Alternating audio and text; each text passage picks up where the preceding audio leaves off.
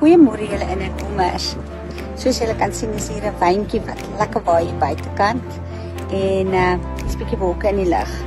Maar dit sê niks van die pragt van die blomme hier agter my nie. Ons het nou onlangs besoek afgelê by Erika by Matak in die Aardse.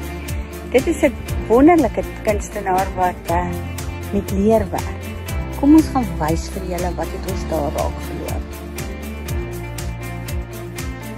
My naam is Erika en Matak by die Paternoster Waterfront is my besigheid al vir die afgelope 7 jaar.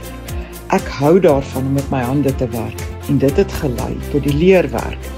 Ek maak graag sakke en belde op bestelling en sien uit daarna om ons blomme en bubbles besoekers te verwelkom.